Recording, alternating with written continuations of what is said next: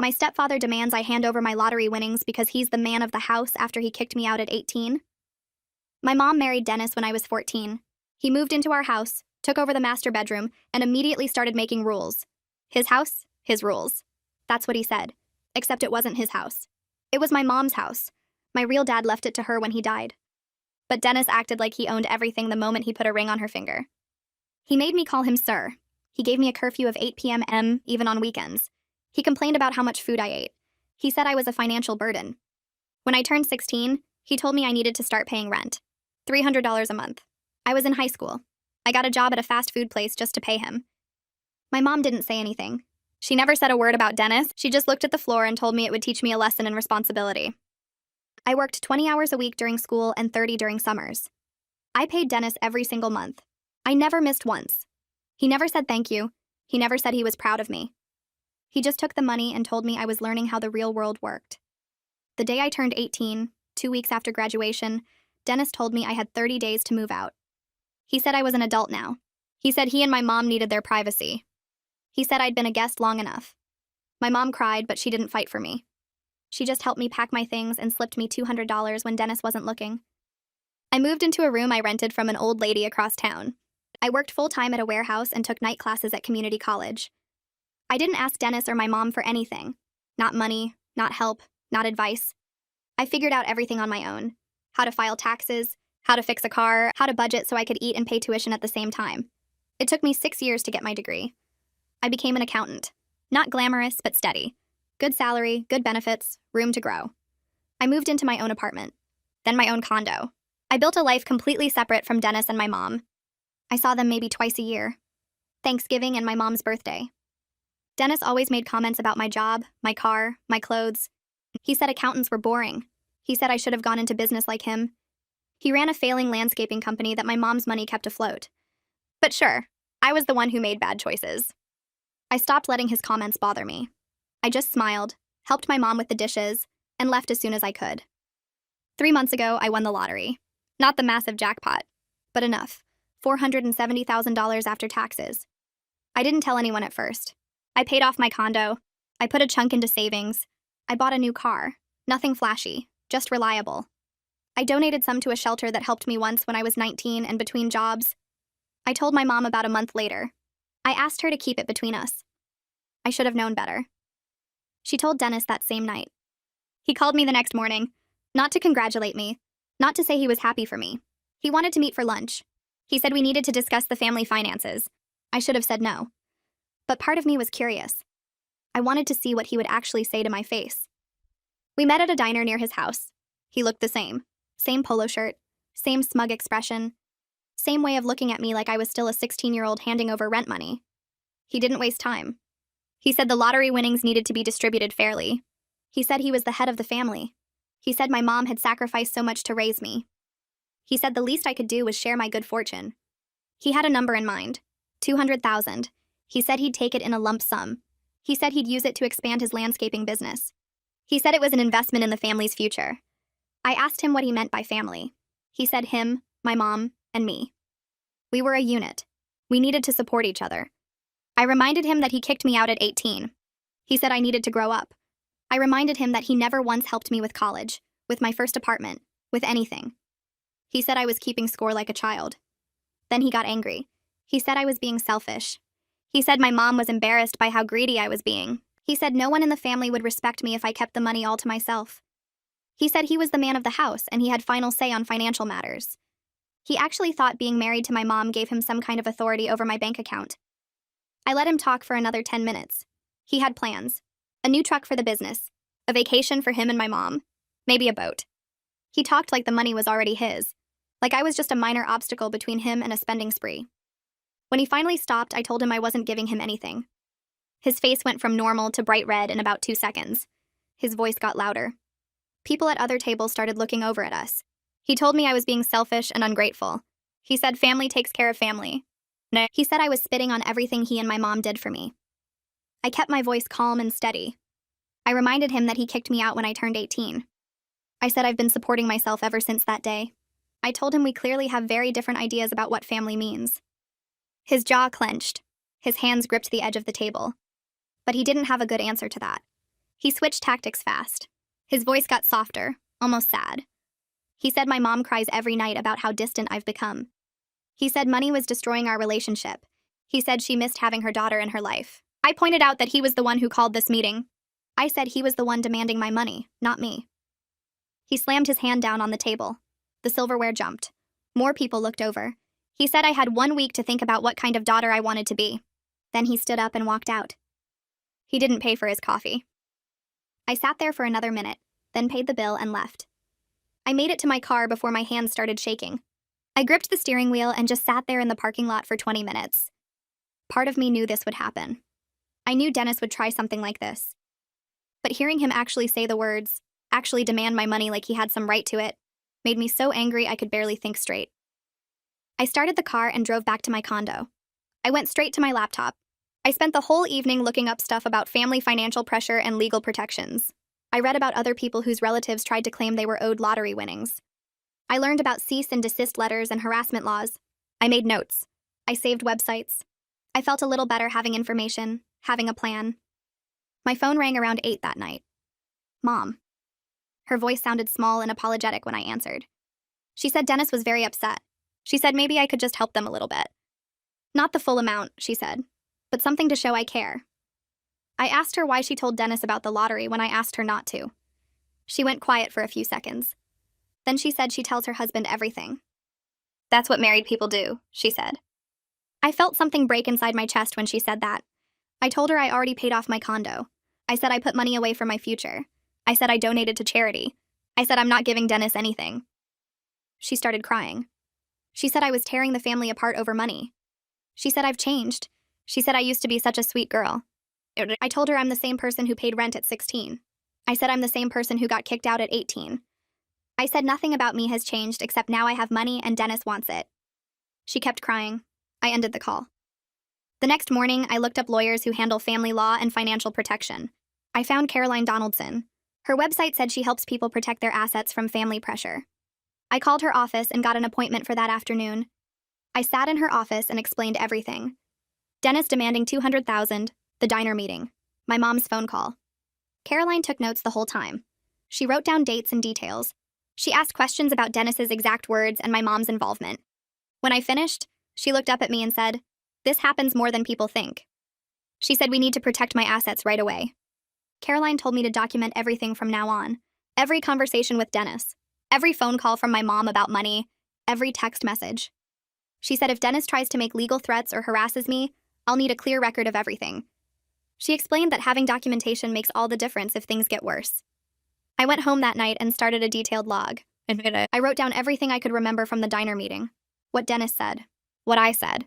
The exact amount he demanded. The way he slammed his hand on the table. I wrote it all down with dates and times. I met with Gary Freeman, my accountant, 2 days later. I explained the situation with Dennis and my mom. Gary helped me restructure my accounts. He added extra security measures. He set up beneficiary designations that completely exclude Dennis. Gary said he's seen this before.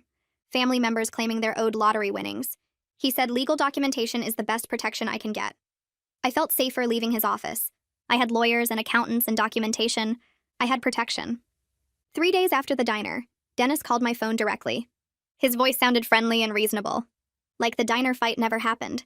He said he overreacted. He said he's not asking for the full amount anymore. Just $50,000 to help with the business. Just enough to get things stable, he said. I told him I'm not giving him any amount. I said he needs to stop contacting me about this. I kept my voice firm. His tone changed instantly. The friendly voice disappeared. He said I was going to regret this. He said I was making a huge mistake. He said family doesn't forget betrayal. His voice got louder with each sentence. I told him that threatening me was a bad idea. I said I'm documenting everything he says. Then I hung up. My hands were shaking again. But I felt stronger than I did at the diner. I had lawyers now. I had protection. I had proof of what he was doing. The next morning, my phone lit up with a text from my mom. Then another, then 3 more in a row. I opened the messages and saw paragraphs of text about how hard things were right now. She said the landscaping business was losing money every month. She said Dennis was working 14-hour days trying to keep things going. She said he came home exhausted and stressed and she hated seeing him like that. She said maybe if the business had a little help, just enough to get through this rough patch, everything would be okay again. She never used the word money. She never directly asked me for anything. But every single sentence was designed to make me feel guilty.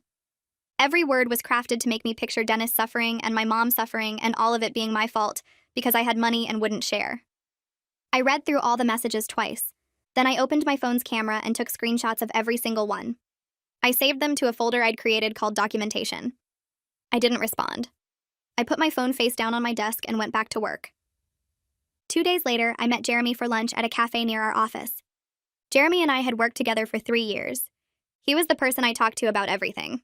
The person who knew about my terrible dates and my car troubles and my annoying neighbor who played drums at midnight. But I'd never told him much about my family. I'd mentioned my mom a few times. I'd said my stepdad and I didn't get along. But I'd never explained the whole story. I told him everything that day. About Dennis charging me rent at 16. About getting kicked out at 18. About working my way through college alone. About winning the lottery and Dennis demanding $200,000 like it was his right. About my mom's guilt trip texts that filled my phone every morning. Jeremy put down his sandwich halfway through and just stared at me. He said he had no idea. He said he thought I just had a normal, distant relationship with my parents, not this. He said Dennis sounded like a piece of work, and my mom wasn't much better. He asked what I was going to do. I told him I wasn't giving them anything. I said I had a lawyer now and I was documenting everything. Jeremy nodded and said that was smart. Then he said something that made me feel less alone than I had in weeks. He said if Dennis ever showed up again, if I ever needed someone there for backup, he would come. He said I shouldn't have to face this alone. I thanked him and meant it. A week after the diner meeting, I was at my desk going through spreadsheets when my desk phone rang. It was the receptionist downstairs. Her voice sounded uncertain. She said my stepfather was in the lobby asking to see me. My heart started pounding immediately. I asked her to repeat what she said. She said a man named Dennis was here, and he said he was my stepfather, and he needed to talk to me about something important. I told her I wasn't available. I said to please ask him to leave. She said okay, and the line went quiet. I sat there staring at my computer screen, not seeing anything. My hands were shaking. Dennis had come to my workplace. He'd actually driven to my office building and walked into the lobby like he had any right to be there. The audacity of it made me furious and scared at the same time. My phone rang again 5 minutes later. The receptionist again. She sounded more uncomfortable now. She said Dennis was refusing to leave. She said he was insisting he just needed 5 minutes to talk to his daughter about family matters. She asked what she should do. I told her to get my manager. I said this was harassment and I wanted him removed from the building. I heard her put me on hold. Then voices in the background. Then my manager's voice came on the line asking what was going on. I explained as calmly as I could that my stepfather had shown up uninvited and was refusing to leave when asked.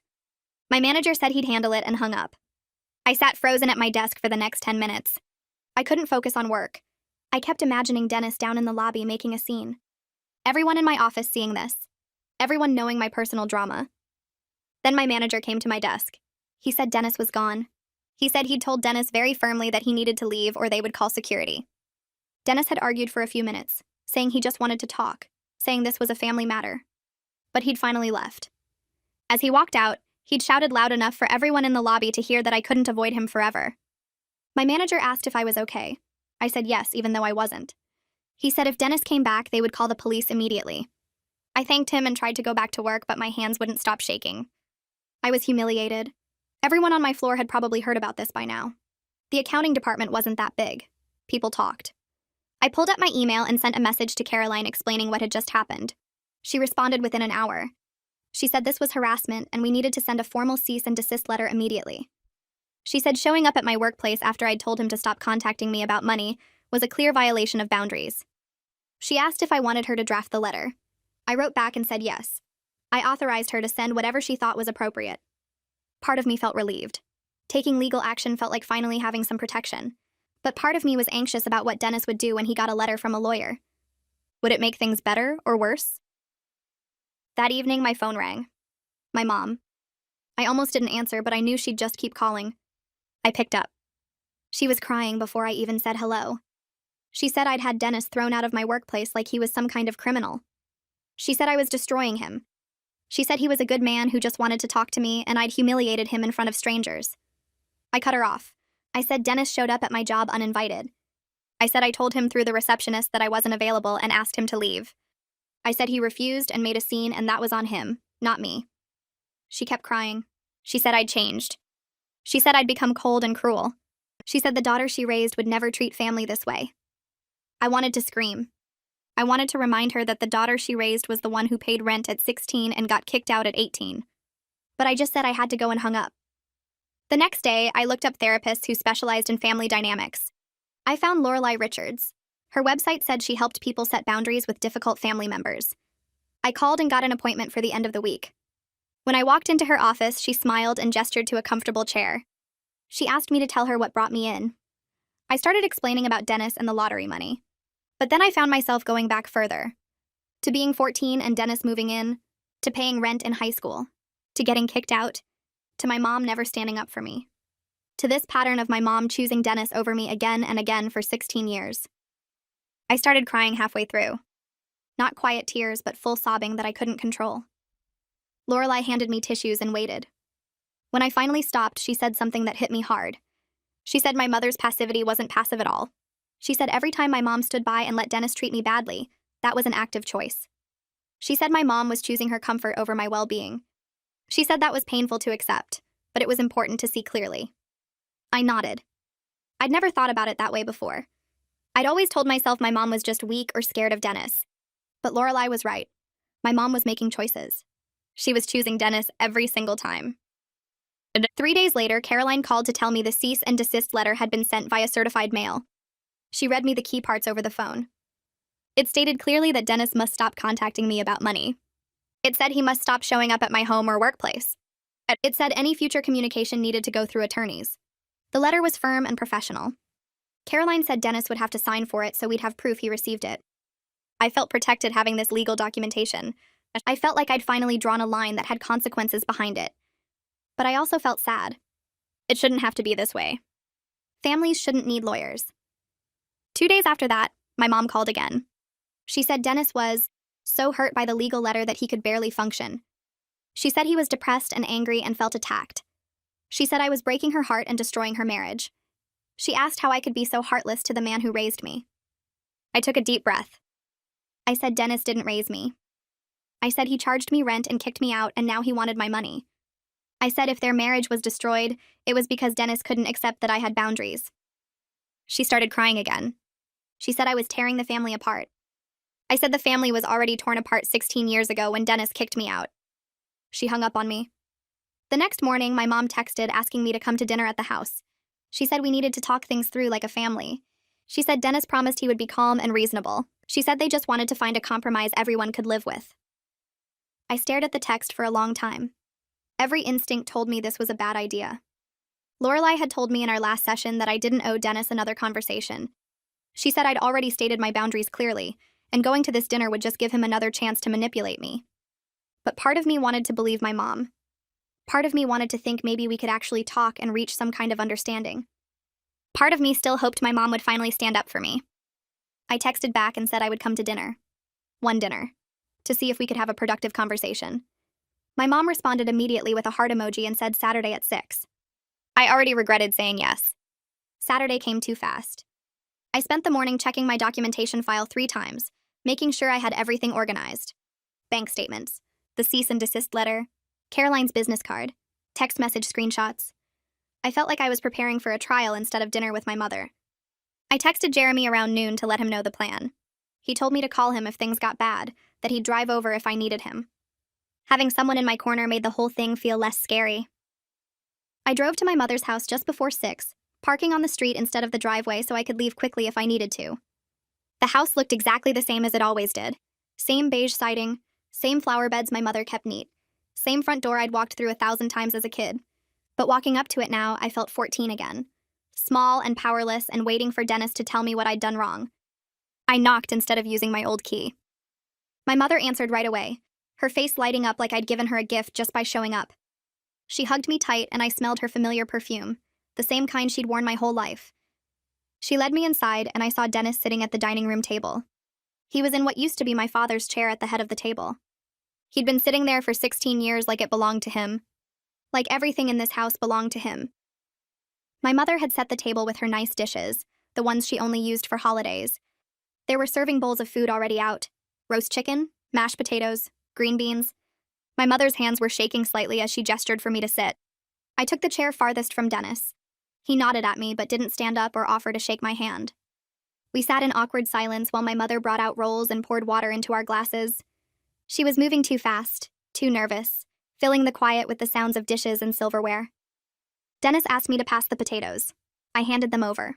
He asked how work was going. I said it was fine. He asked if my condo needed any repairs. I said no. My mother kept offering me more food, piling things onto my plate like I was still a teenager who needed feeding. She asked about my car, about my neighbors, about whether I was sleeping okay. Small talk that felt like walking through a minefield. Every question felt loaded, like we were all waiting for someone to say what we were really here to talk about. Dennis ate slowly, cutting his chicken into precise pieces. He complimented my mother's cooking.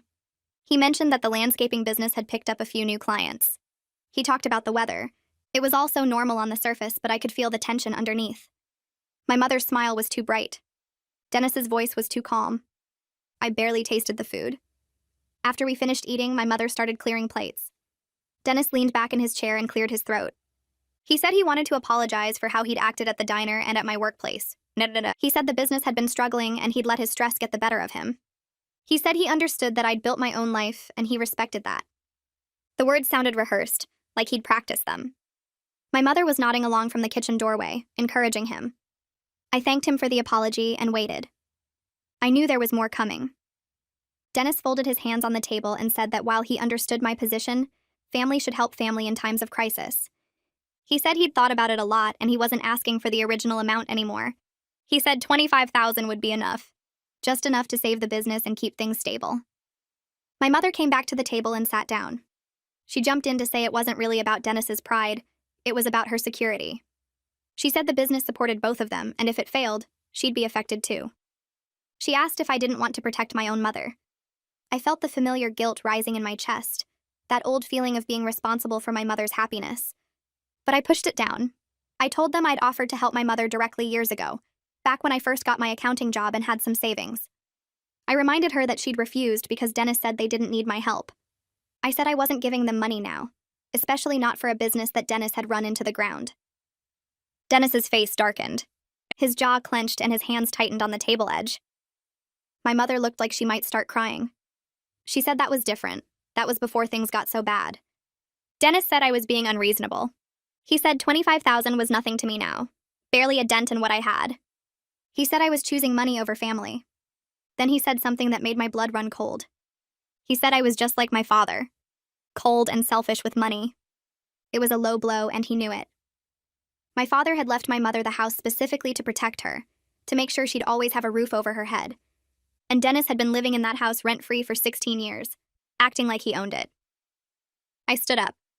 I said this dinner was over and I wasn't discussing money with them again. My mother grabbed my arm. Her fingers dug into my sleeve and she begged me not to leave angry. She said we were family and we could work this out if we just kept talking. Dennis stood up too. He said if I walked out that door, I was choosing to be an outsider to this family. He said I'd regret turning my back on them. I pulled my arm free from my mother's grip. I told Dennis I'd been an outsider since he kicked me out at 18. I told him I'd been working this out on my own for 12 years. I walked to the door and my mother followed me, still pleading. I left without looking back. I sat in my car for 10 minutes before I could drive, my hands shaking on the steering wheel. Over the next 2 weeks, my phone became a battlefield. My aunt called on a Tuesday evening. She said she'd heard I won money and wouldn't help my own mother in her time of need. She said family was supposed to stick together. She made it sound like I was abandoning my mother on purpose, like I was cruel. My cousin texted me 3 days later asking if the rumors were true that I was letting Dennis lose his business out of spite. He said he'd always thought I was better than that. I got a call from my mother's friend asking if there was anything she could do to help me see reason. Each contact made it clearer that Dennis was spreading his version of events. He was telling everyone I was greedy and heartless. He was leaving out the part where he kicked me out, the part where he charged me rent as a teenager, the part where he showed up at my workplace. I reached out to my aunt directly. I called her back and asked if we could talk. I explained the full history. I told her about paying rent at 16, about being kicked out 2 weeks after graduation, about working my way through college with no help, about Dennis demanding $200,000. She went quiet on the other end of the line. When she finally spoke, her voice was different. She said she didn't know those details. She said Dennis had made it sound like I was just being greedy with unexpected money, that he and my mother had always supported me. I asked her to share the truth with other family members who'd been contacting me. She said she would. Some family members apologized after hearing the full story. My cousin called back and said he was sorry for jumping to conclusions. My mother's friend sent a text saying she understood now why I'd set boundaries. But others sided with Dennis anyway. My uncle said family helps family regardless of past conflicts. Another aunt said I should be the bigger person and let go of old grudges. A few cousins stopped responding to my messages entirely. I was hurt but not surprised. These were people who hadn't been there for the hard years. They hadn't seen me working fast food at 16 to pay Dennis rent. They hadn't helped when I was sleeping on an air mattress in a rented room. They hadn't offered anything when I was eating ramen to afford textbooks. But now they had opinions about what I should do with my money. I started limiting contact with extended family who wouldn't respect my boundaries. I stopped answering calls from numbers I didn't recognize. I muted group chats where people kept bringing up the situation. I focused on the people who actually supported me. Jeremy, Caroline, Lorelei. The people who knew the whole story and stood by me anyway. Jeremy took me to a small Italian place on the other side of town, somewhere quiet where I could actually breathe. He ordered us both wine without asking and told me to pick whatever I wanted from the menu. I wasn't hungry, but I ordered pasta anyway, because he looked worried, and I didn't want him to think I was falling apart. We sat in a corner booth away from other people, and he let me talk. I told him about the extended family calls, the accusations, the way Dennis was twisting everything to make me look like the villain. Jeremy listened without interrupting, and when I finally stopped talking, he said something that made me cry right there at the table. He said I survived being kicked out at 18 with nothing but $200 and a rented room. He said I worked through 6 years of college while supporting myself completely alone. He said I built a career and bought a condo and made a life that was stable and good. He said the lottery money was pure luck, just random chance, and I didn't owe Dennis a single dollar of it. He said Dennis didn't help me study, didn't help me move, didn't celebrate when I graduated, didn't do anything a real parent does. Jeremy said I needed to stop letting guilt eat me alive when I had nothing to feel guilty about. His outside perspective helped more than he knew, because when you're in the middle of family drama, it's hard to see clearly. I went home that night feeling stronger, like maybe I wasn't the terrible person Dennis was making me out to be. A month passed after the family dinner and things got quiet. Too quiet. I should have known Dennis wasn't done, but part of me hoped he'd finally given up. Then my phone rang from a number I didn't recognize, and I almost didn't answer. The voice on the other end said his name was Nathaniel Crouch, and he was Dennis's business partner in the landscaping company. He apologized for contacting me out of nowhere, but said he was worried about Dennis and my mother. My stomach dropped because business partners don't usually call the family unless something is really wrong. Nathaniel explained that Dennis had been taking money from my mother's personal accounts to cover business expenses. He said the landscaping company was losing money every month, and Dennis kept promising things would turn around, but they never did. Nathaniel said he'd seen the bank statements because Dennis needed him to co-sign something, and the numbers were bad. Really bad. He said my mother's savings were disappearing into a failing business and she might not even know how much was gone. Nathaniel kept talking, and I could hear the stress in his voice. He said he was trying to exit the partnership because Dennis's financial decisions were getting reckless, and he didn't want legal liability when everything collapsed. He said Dennis was desperate, and desperate people make dangerous choices. Nathaniel thought I should know that my mother might be in serious financial trouble because of Dennis's business failures. He didn't want money from me, and he wasn't asking me to get involved. He just thought someone in the family should know what was really happening. I thanked him for calling and told him I appreciated the warning. As soon as we hung up, I pulled up Caroline's number and called her immediately. She answered on the second ring, and I explained what Nathaniel had just told me. Caroline went quiet for a moment and then asked about my mother's house, the one my father left her. I told her my mother owned it outright with no mortgage because my dad had paid it off before he died. Caroline said that was good because it meant Dennis couldn't mortgage the house without my mother's signature, but he could definitely be pressuring her to do exactly that. Caroline told me to check the county property records online to see if any liens had been filed against the house.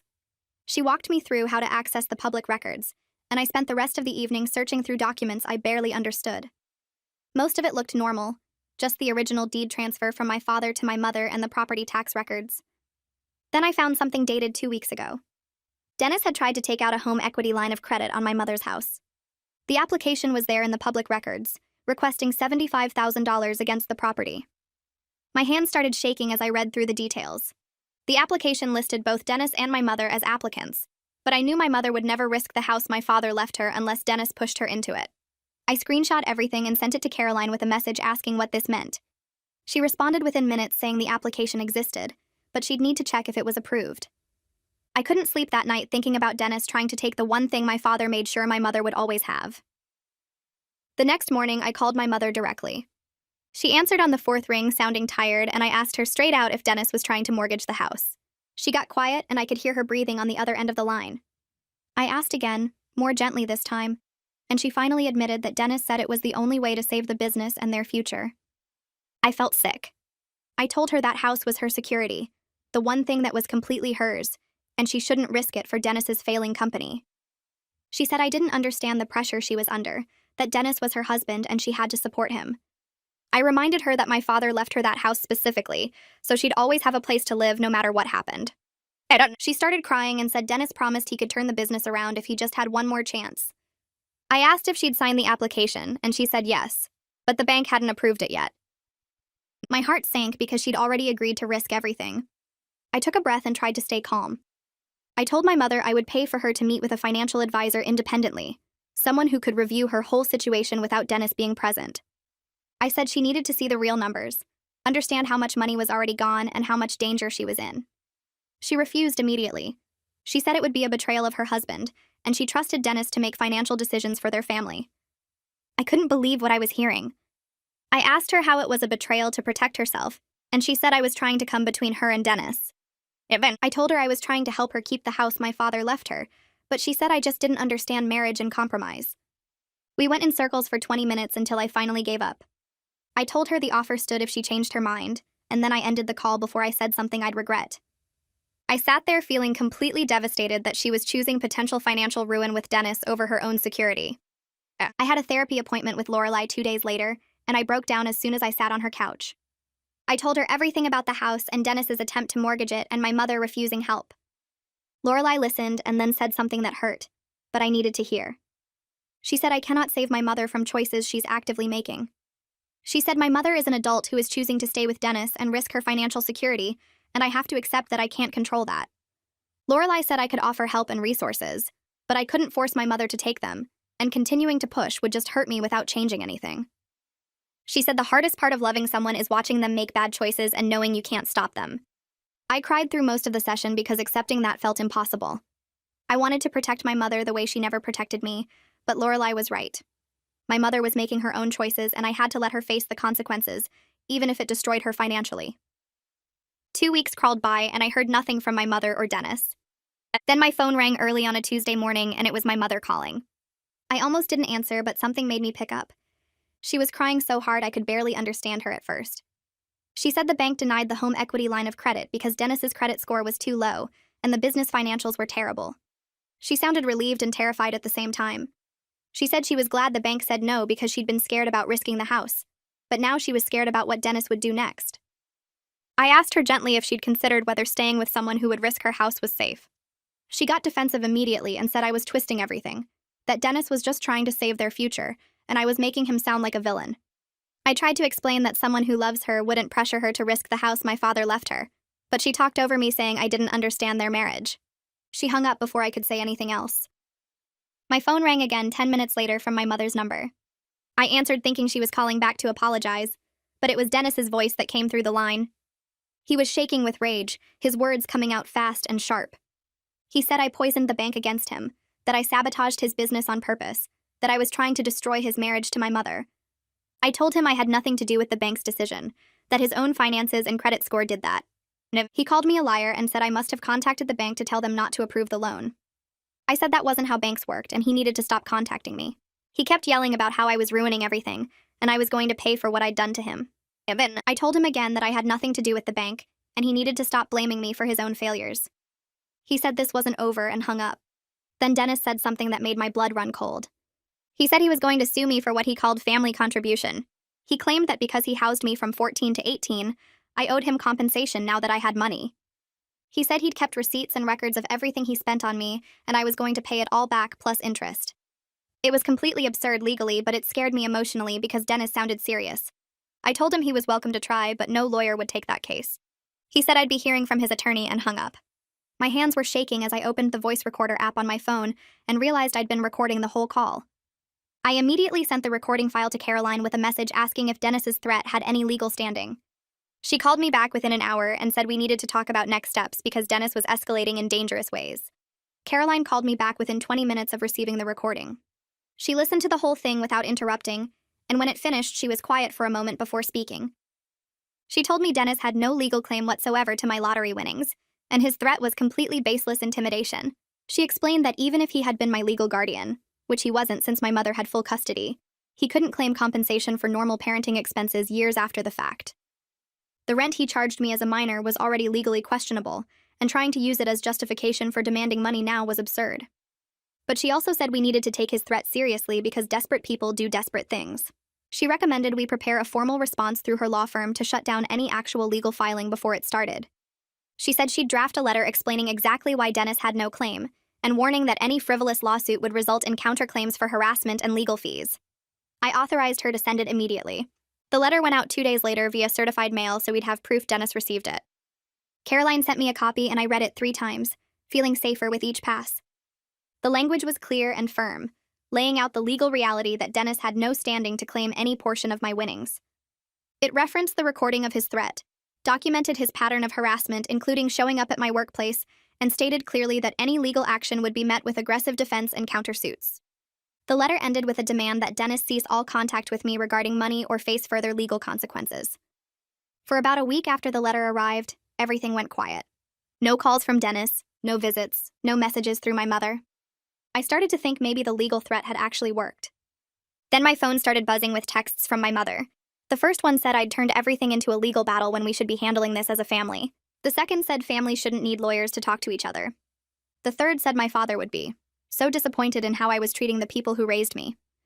Each message felt like a punch to the stomach, even though I knew she was just repeating whatever Dennis had told her to say. I wanted to respond, to defend myself, to explain that Dennis started this by demanding my money and threatening to sue me. But I knew from therapy with Lorelai that engaging would just feed the cycle. My mother would take whatever I said back to Dennis, he'd twist it into something else, and she'd come back with more guilt and manipulation. So I didn't respond to any of the texts. I just screenshot each one for my documentation file and tried to ignore how much they hurt. I threw myself into work, trying to create some normalcy despite the family chaos spinning around me. I had a big audit coming up for one of our major clients, and I focused all my energy on the numbers and spreadsheets. Work had always been my safe place, the one area of my life where I had complete control and clear rules. 2 weeks after the attorney letter, my boss called me into her office and I thought maybe someone had complained about my performance, or Dennis had somehow caused problems here too. Instead, she offered me a promotion to senior accountant with a substantial raise and my own team to manage. I sat there stunned for a moment before accepting. She said I'd earned it through consistently excellent work and leadership potential, and the firm wanted to invest in my future with them. Walking out of her office, I felt this rush of validation that I'd built something real and stable completely separate from Dennis and my mother. My coworkers took me out to celebrate that evening, and for a few hours I forgot about the money drama entirely. We went to a nice restaurant and they toasted to my success and made me laugh with stories about office politics and difficult clients. Jeremy kept catching my eye across the table and smiling like he was genuinely proud of me, and I realized I had people in my life who cared about my achievements without wanting anything from me. The next day, I met with Gary to discuss long-term financial planning, now that I had both the lottery money and a higher salary. He suggested setting up a trust and investment accounts that would secure my financial future in ways that made my assets essentially unreachable, even if Dennis somehow found a lawyer willing to file a frivolous suit. We spent 2 hours going through options and I signed paperwork creating a revocable living trust with me as the sole beneficiary and trustee. Gary explained that the trust structure provided legal protection and tax benefits, while keeping me in complete control of the funds. He also helped me diversify my investments across different accounts and asset types, so I wasn't keeping everything in simple savings. By the time we finished, I had a financial fortress around everything I'd earned and won. Gary told me that even if Dennis filed a lawsuit, which he doubted any competent attorney would allow, my assets were now protected in ways that would make them legally impossible to touch. I left his office feeling safer than I had in months, like I'd finally built walls high enough to keep Dennis out of my life. 3 days later, the doorman at my condo building called my unit on the intercom. He sounded apologetic as he told me my stepfather was in the lobby asking to come up. My stomach dropped and I told him firmly not to allow Dennis access under any circumstances. The doorman said he understood and would handle it. I stood by my window looking down at the building entrance, watching Dennis pace back and forth on the sidewalk. He was gesturing and clearly arguing with the doorman through the glass doors. The confrontation went on for nearly 10 minutes before Dennis finally got back in his truck and drove away. I was shaking as I called the non-emergency police line to file a report. The officer who took my information was kind and professional, explaining that showing up once wasn't enough for a restraining order, but documenting the incident created a paper trail if Dennis escalated further. I gave him the case number from my harassment documentation and mentioned the attorney's cease and desist letter. He said I was doing everything right by keeping records and suggested I consider security cameras for my unit. After hanging up, I sat on my couch for a long time just trying to calm down. Dennis showing up at my home felt like a violation, even though he never made it past the lobby. Caroline called me the next morning after I emailed her about the incident. She said Dennis was clearly not responding to boundaries and suggested we try one final approach before pursuing a restraining order. She recommended arranging a mediation session with a professional mediator, where Dennis, my mother, and I could have a supervised conversation with a neutral third party present. She thought it might provide closure, or at least establish a clear final boundary that even Dennis couldn't misunderstand. I was skeptical because I didn't think Dennis was capable of reasonable conversation, but Caroline said sometimes having an objective professional witness to someone's behavior made it undeniable. I agreed to try, partly because I hoped it might help my mother see the situation more clearly when someone outside the family pointed out how unreasonable Dennis was being. Caroline arranged the session for the following week at a mediation center downtown. The mediation session was scheduled for 2 p.m. on a Thursday. I arrived 15 minutes early and sat in the waiting room trying to keep my hands from shaking. My mother showed up next, looking tired and nervous. She gave me a small, sad smile, but didn't try to hug me or start a conversation. Then Dennis walked in carrying a thick manila folder, his face set in grim determination. The mediator introduced herself as someone who specialized in family financial disputes and explained the ground rules. Everyone would have a chance to speak without interruption. The goal was finding common ground, and she was there to facilitate, not to judge. Dennis immediately jumped in before she even finished, opening his folder and pulling out pages of handwritten calculations. He said he'd documented everything he spent on me from age 14 to 18, and I owed him $47,000. The mediator asked to see his numbers, and Dennis handed them over proudly like he'd built an airtight case. She reviewed the pages carefully, her expression neutral, then asked Dennis to explain his methodology. He said he'd itemized rent, food, utilities, clothing, school supplies, and even calculated the value of the bedroom I used. The mediator looked at me and asked if I had anything to say about these calculations. I told her I'd paid Dennis $300 a month rent from age 16 to 18, which totaled over $7,000, and pointed out that charging a minor child rent and then itemizing normal parenting expenses wasn't legally valid. The mediator nodded slowly and told Dennis that parents have a legal obligation to provide for minor children and cannot later demand reimbursement for fulfilling that obligation. My mother started crying, her shoulders shaking as she pressed tissues to her eyes. She said she just wanted her family to get along, and couldn't we find some kind of compromise that would make everyone happy? The mediator asked her gently what kind of compromise she had in mind. My mother said maybe I could help them with the business debt, not the full amount Dennis wanted, but something to show I cared about their well-being. I took a deep breath and explained as calmly as I could that I'd already compromised by maintaining any relationship at all after being kicked out at 18. I said I'd built my entire adult life without their help or support, and I wasn't obligated to fund Dennis's failing business just because I got lucky with a lottery ticket. The mediator turned to Dennis and asked him directly what he hoped to achieve from this mediation. Dennis leaned forward and said he wanted what was fair, that family should support family, and I had more money than I needed while they were struggling. The mediator asked him to define fair in specific terms.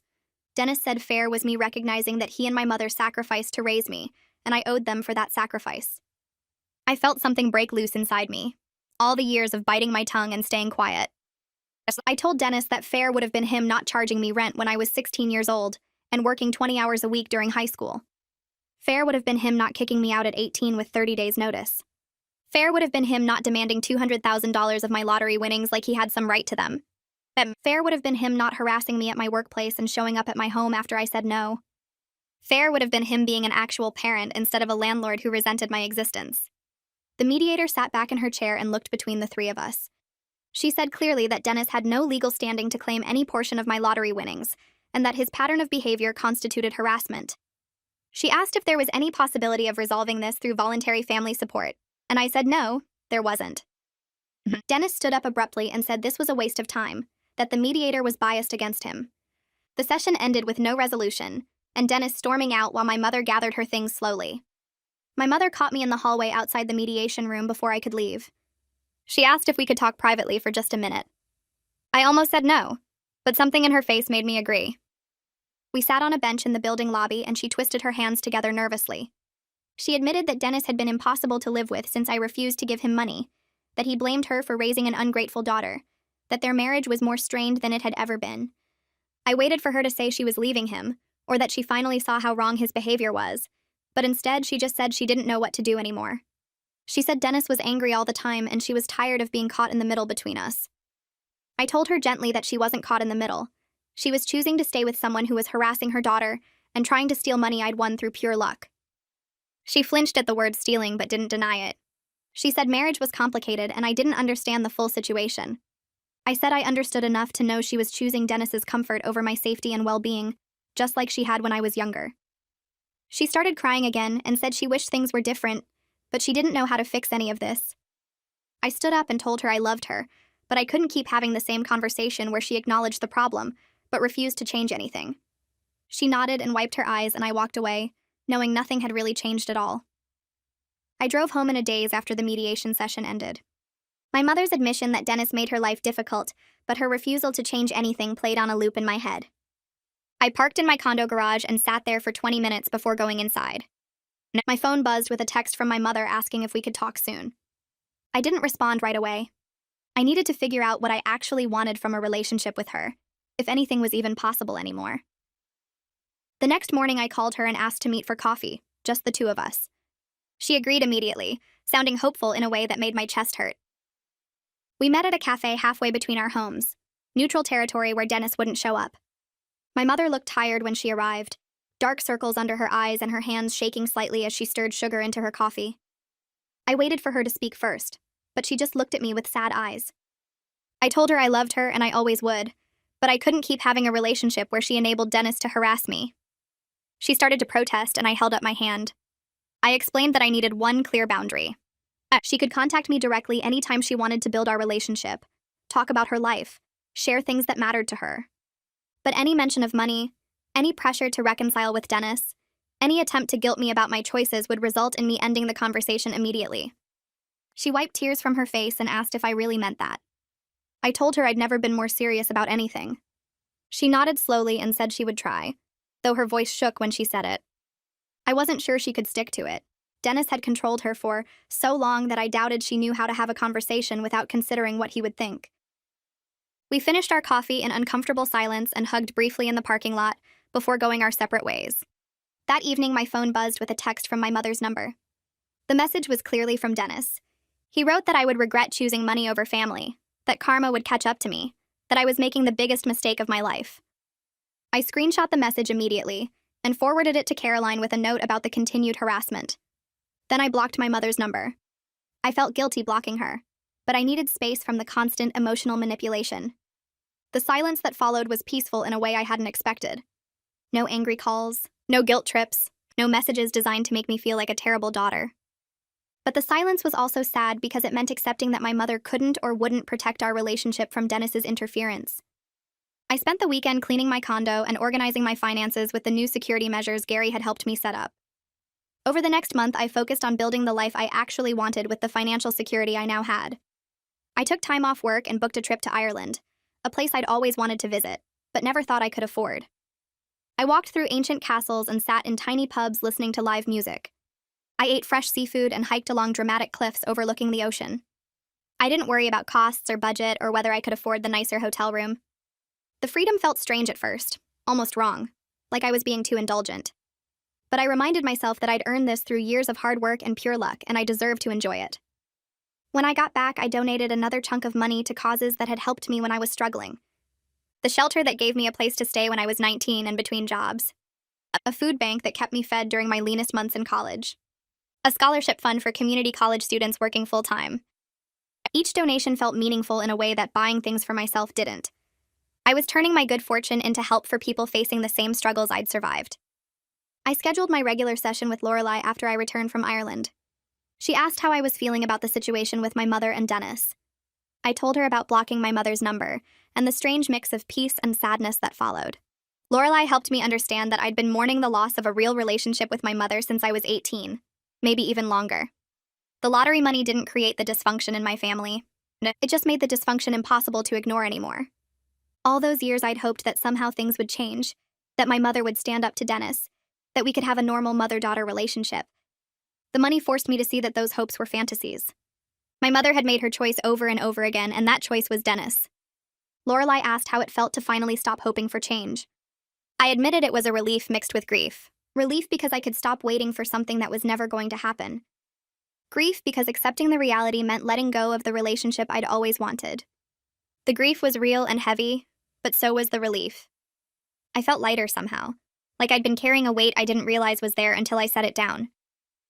A few weeks later, I drove across town to visit the landlady who had rented me a room when I was 18. Mrs. Reed was in her 80s now and still living in the same house. I called ahead and she remembered me immediately, invited me over for tea. When I arrived, she moved slowly, but her mind was sharp as ever. We sat in her kitchen drinking tea and she asked about my life. I told her about my job, my condo, and carefully mentioned that I'd come into some money recently. She smiled and said she always knew I'd do well. I asked how she was managing, and she admitted the house was getting hard to keep up with. The roof leaked in heavy rain. The plumbing made strange noises. She couldn't afford major repairs on her fixed income, and her children lived out of state. I told her I wanted to help and hired contractors to fix her roof and update her plumbing. She cried when the work was done and hugged me tight.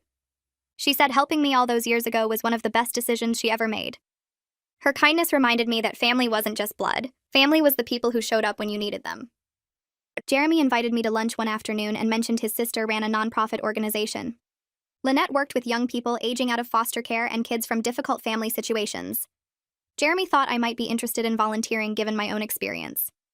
I met Lynette at her office the following week. She was warm and direct, explaining how the organization helped young people navigate the transition to independence. They provided housing assistance, job training, financial literacy classes, and emotional support. I told her about being kicked out at 18 and working my way through college. She said my accounting skills could help with their finances, and my personal experience could help mentor the young people they served. I started volunteering 2 evenings a week. I helped update their financial systems and sat in on budget planning meetings. But the most meaningful part was meeting the young people themselves. Kids who'd been kicked out by parents who didn't accept them. Teenagers forced to support themselves while finishing high school. Young adults trying to figure out college while working full-time and paying rent. Their stories reminded me of my own struggle. I helped them set up budgets and navigate financial aid applications. I talked them through conflicts with difficult family members and how to set boundaries. Helping them gave me a sense of purpose beyond just my own security. My experience surviving what I'd survived became something that could actually help other people. 3 months after the mediation session, my phone rang from an unknown number. I almost didn't answer, but something made me pick up. It was my mother calling from a new number. Her voice sounded tired but calmer than I'd heard in months. She didn't mention Dennis or money. She asked how I was doing and told me about her garden, how the tomatoes were doing well this year, but the squirrels kept getting the strawberries. We talked for 20 minutes about normal things. Her book club, my trip to Ireland, the weather. It was the first normal conversation we'd had in months, and I felt cautiously hopeful. I didn't let my guard down completely, but I appreciated the effort. Before we hung up, my mother mentioned she'd started seeing a counselor. The stress of the past months had been overwhelming, and she needed help processing everything. She didn't apologize for her choices or acknowledge Dennis's behavior fully, but she seemed to be starting to recognize that something was wrong, that the situation wasn't sustainable. I encouraged her therapy work without pushing too hard. I knew she had to come to realizations on her own timeline. I couldn't force her to see what she wasn't ready to see. I met with Lynette to discuss a larger project I'd been thinking about. I wanted to invest a significant portion of my lottery winnings into a college fund program for students from difficult family situations. We could partner with her nonprofit to identify young people who were supporting themselves through school the way I had. The fund would cover expenses that made education possible: textbooks and supplies, application fees, emergency funds for unexpected costs. Lynette's eyes lit up when I explained the idea. She said this could change lives, that so many of the young people she worked with had the drive and intelligence for college, but lacked financial support. We spent weeks developing the program structure and application process. Setting it up felt right in a way nothing else had. I was turning my luck into real opportunity for others facing the same struggles I'd survived. 4 months later, Nathaniel called me on a Tuesday afternoon while I was reviewing tax returns at work.